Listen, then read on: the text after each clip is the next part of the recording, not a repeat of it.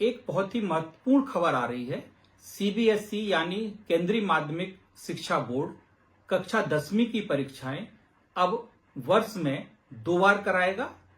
ये परीक्षाएं वर्ष 2025-2026 सत्र के लिए लागू होंगी, अर्थात ये परीक्षाएं आगामी 2026 में 17 फरवरी से 6 मार्च के बीच में होंगी। वहीं दूसरी परीक्षा 5 मई से 20 मई के बीच में होंगी। अब बात आती है, क्या इन दोनों एग्जाम में स्टूडेंट को बैठना आवश्यक है? इसका जवाब है बिल्कुल भी नहीं। दूसरा कंफ्यूजन ये है कि क्या इन दोनों परीक्षाओं में आधा आधा सिलेबस आएगा? ऐसा भी बिल्कुल नहीं है। इन दोनों परीक्षाओं में पूर्ण सिलेबस की ही परीक्षाएं होंगी।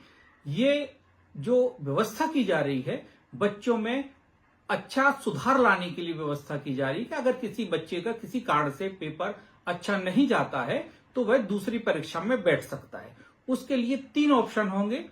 पहला ऑप्शन है कि वो एक ही परीक्षा दे, दूसरा ऑप्शन है कि वो दोनों परीक्षाएं दे, तीसरा ऑप्शन है कि अगर उसका कोई एक पेपर खराब जाता है तो वो सिर्फ एक पेपर भी दूसरी परीक्षा में दे सकता है। इसमें रिजल्ट जिसका बेहतर होगा सीबीएसई उसको ही मान्य करेगी।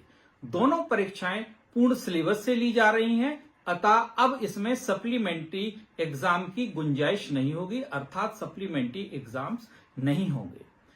हमें जब हम परीक्षा फॉर्म भरते हैं, रजिस्ट्रेशन कराते हैं, उसी समय हमें ये विकल्प चुनना होगा कि हम दोनों परीक्षाएं देने वाले हैं अथवा एक परीक्षा देने वाले हैं। हमें फीस भी एक ही बार ही पुटअप करनी है, हमें 2 बार अलग अलग एग्जाम के लिए फीस नहीं पुटअप करनी है। इसमें एक और महत्वपूर्ण बात है कि कक्षा 10वीं के प्रैक्टिकल 2 बार नहीं होंगे। प्रैक्टिकल की परीक्षाएं वर्ष में सिर्फ एक बार ही होंगी।